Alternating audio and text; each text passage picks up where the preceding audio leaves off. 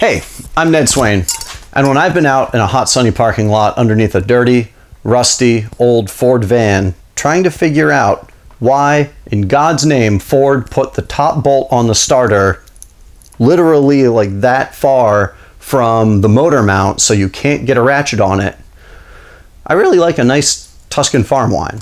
And that's what I've got right here in the Paterna Il Rosso 2016. Paterna is a little farm winery in the far east of Chianti, in Chianti Colli Aretini, outside of Arezzo in the hills east of Florence. So it's one of the coldest, higher elevation parts of the Chianti DOCG. I visited here back, I think 2 months ago now, and it really was just an amazing place. The farm was incorporated in, I think, 1978 by a group of friends that wanted to leave Florence and get, back out into the countryside and live a more, like pastoral, rural, kind of traditional lifestyle. I think they have about 15 acres of vines now, mostly Sangiovese, but they have a lot of other like Canaiolo, Colorino, Ciliegolo, Pugnatello, things like that planted. Why am I still talking and not drinking this wine?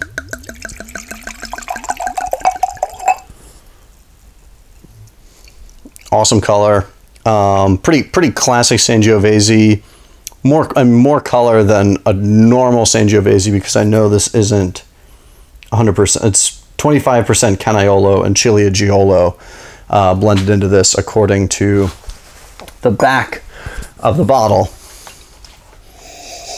It really was just a beautiful place.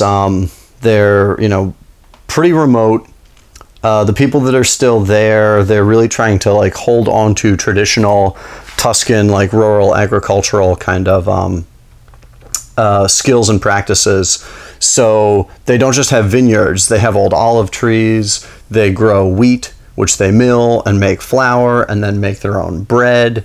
There were, strawberries, asparagus, and all of the different like plots and bits of vineyard and stuff like that were all broken up.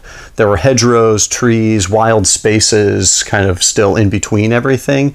So it was really, it wasn't just this monoculture. It was still like a very, very vital living place. I have a lot of pictures and video from there that I'll try to include in a blog post with this video, but I'm just going to hold up pictures here and do this super low tech old school. This is kind of like an overgrown like hedges ditch in between two of the vineyards.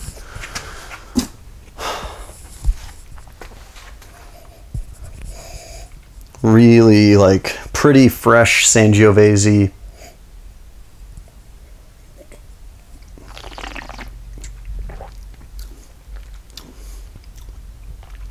What I love about this wine is that it tastes like where it comes from, and that the place it came from is a really like relaxed, unassuming, harmonious, beautiful place.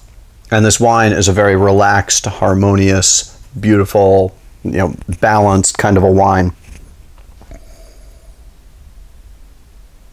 There's raspberry, some cherry, but it's brighter berry fruit.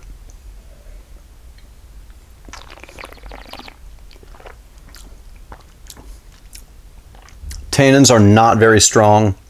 It's more of a really refreshing, like thirst quenching, wet kind of a red wine, like medium bodied, but very like clean, clear fruit that kind of washes across your palate.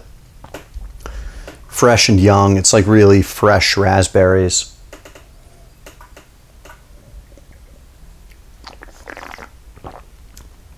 It's an awesome, excellent wine. It's handmade, completely natural.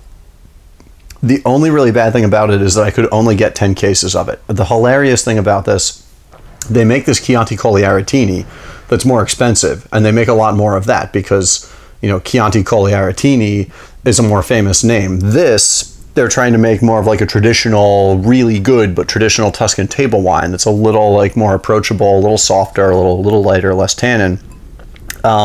This is less expensive, but they make very little of it, and it's so in demand that it's super hard to get. So it's like their inexpensive, you know, like lower tier table wine is actually the one that's super hard to get. So my allocation was 10 cases of it. It's brilliant though. It's just, these are the wines I'm really into, like, you know, in this weather and like hot, sunny summer days, is like nice, approachable, like thirst quenching farm wines. So if you get a chance, if you see it, it's a beautiful label, grab a bottle of it.